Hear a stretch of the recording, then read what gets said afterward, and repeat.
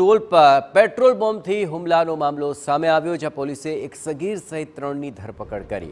પોલીસે આરોપીઓને ઘટના સ્થળે લઈ જઈને રિકન્સ્ટ્રક્શન કર્યું હતું અને 14 તારીખે રાત્રે આરોપીઓએ પેટ્રોલ બોમ્બથી હુમલો કર્યો હતો। 100 રૂપિયાની લેતી દેતીના બબાલ થઈ ગઈ અને ત્યારબાદ પાનના ગલ્લા પર હુમલો કરવામાં આવ્યો હતો।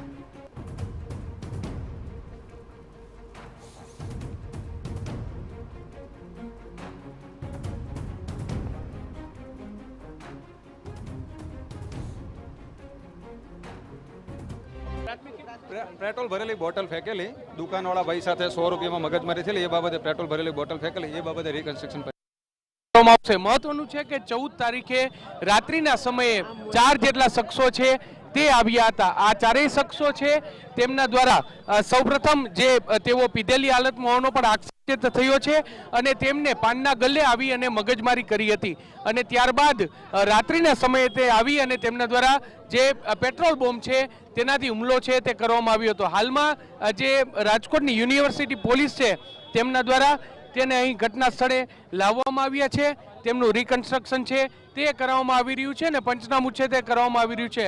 કઈ રીતે અને આ હુમલો છે તે કરવામાં આવ્યો તે સહિતની ઇન્ફોર્મેશન છે તે અત્યારે પોલીસ છે તેમના દ્વારા લેવામાં આવી રહી છે।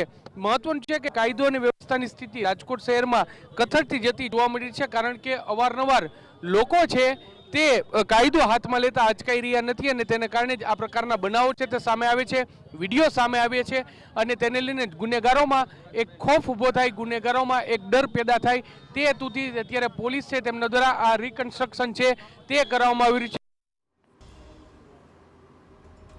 સમગ્ર મામલે જે સીસીટીવી ફૂટેજ છે તેમાં આ આખી એક ઘટના કેદ થઈ ગઈ। 14 તારીખે આ પેટ્રોલ બોમ્બથી હુમલો કરાયો હતો અને 100 રૂપિયાની લેતી દેતીનો એક સામાન્ય મામલો હતો, જે મામલે આ બબાલ થઈ અને મામલો આટલી હદ સુધી પહોંચી ગયો। ટી સ્ટોલ પર પેટ્રોલ બોમ્બથી હુમલો કરવામાં આવ્યો। એ દ્રશ્યો આપ જોઈ રહ્યા છો કે જે આતંક પહેલાં મચાવવામાં આવ્યો હતો અને ત્યારબાદ જે કાર્યવાહી કરાઈ એ જ ઘટનાનું રિકન્સ્ટ્રક્શન કરીને ત્યાં જાહેરમાં તેની લોકો પાસે માફી મંગાવવામાં આવી અને આખરી આ ઘટનાની અંદર આવી આકરી કાર્યવાહી કરવામાં આવી છે।